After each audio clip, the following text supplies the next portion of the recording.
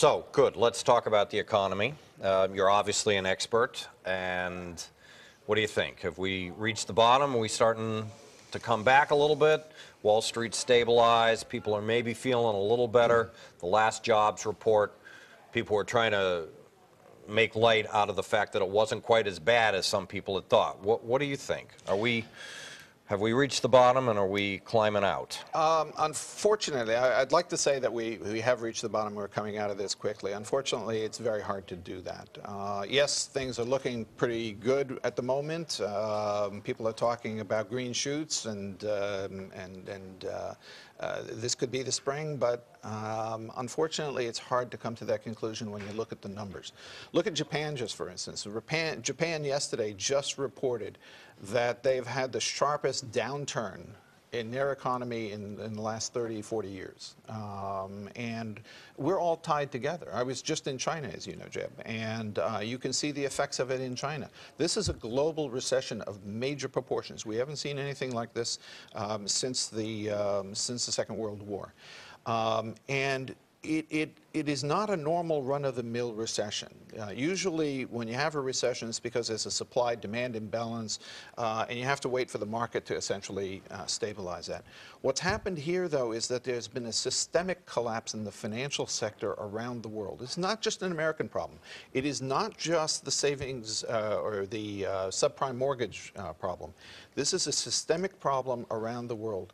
It will take several years to put this back in good shape, and we have to work through all of that, and that takes time. So we may see a recovery of some sort, but I'm afraid that the jobs picture is going to remain bleak for at least another 3 years. We have 8.9% unemployment. It's going to be close to 2 million jobs that have been lost overall. Absolutely. Thankfully, New Hampshire, as tough as things are here, it's not quite as bad. But, you talk about the housing market, the banking situation. When do you see that there is enough confidence in the banking industry and confidence that we've reached the bottom of the housing market for people to start building homes again, that the liquidity is, back, and that people are willing to make those kind of investments? Sure. Well, you're right. It's all about confidence. And at this point, confidence has been shattered, not only here, but around the world. So it's very hard to see businesses getting back to the point where they're investing money, because the consensus in the business community is that there are still room for further declines. The banks will take years to put them back on a solid footing again. This is not a simple one. This is a major structural change that has occurred in the financial markets, and it will take years to put that right again. So it's hard to see us going back to the robust economy that we enjoyed 2 years ago. Now, let me ask you this, Bob. The response of the Obama administration and Congress has been the stimulus package, in essence. That's the bulk of the president's economic philosophy so far. All sorts of new debt, more government programs. Is this going to restore, in any kind of mid-range sense or even longer-term sense, by 5 to 10 years, a turnaround in the economy? Are people going to start to feel that it's safe to make those kind of investments again, given that we're going to see higher interest rates as a result of the Treasury's borrowing, that taxes are likely to go up to pay for all of this? I mean, what's your take on this? Is this the right approach, more government spending? Given my experience in economics, given the years that I spent at the U.S. Treasury, I have to say that I'm very worried about it. I don't think this is the right policy response.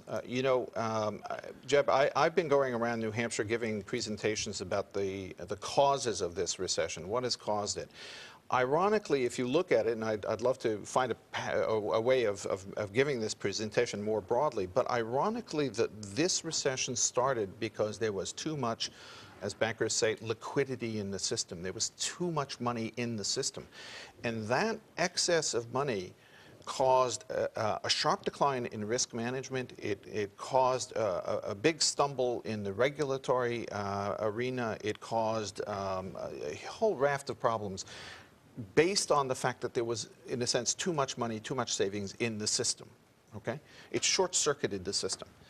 it is going to take a long time for that to get wound down. Which is why a lot of people think the housing market hasn't reached bottom yet. It hasn't reached bottom yet. The consensus is that it still has a ways to go.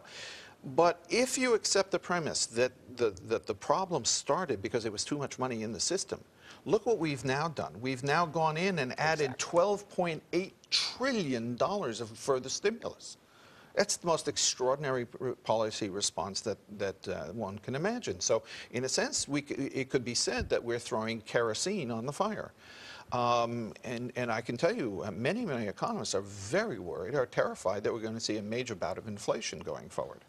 How can we not have that kind of bout of inflation with $2 trillion deficit this year alone? Absolutely. And at least $1 trillion as far as the eye can see? Absolutely. In a very real sense, we've already seen that inflation. The fact that, that there was too much money in the system caused asset classes of all types to go through the roof. That's why the stock market was so high. That's why housing prices were so high. That's why commodity prices were high around the world. It's not just here. The subprime mortgage problem was started because there was so much money, bankers had to throw it against the wall and hope it stuck. So you had a whole series of problems. By adding $12.8 trillion of further stimulus on this, I don't think that was the right policy response. The right policy response was basically to work through the regulatory apparatus. As you know, Jeb, having been in Washington, the regulatory apparatus in Washington is now broken. It is completely fragmented. You've got at least 6 or 7 regulatory agencies there, all of whom are in competition with each other. They barely talk to each other, and it caused major holes in the regulatory framework. All of that has to be reconsolidated back. The banks have to be forced, because it was shown that they could not self-regulate. It was shown that they needed some sort of overarching regulator to basically help guide them into prudent policies. But that whole mechanism is broken, and until that's broken, until debt in these institutions is reduced, I'm afraid it's very hard to see how we're going to get back to a situation of, let's call it, euphoria.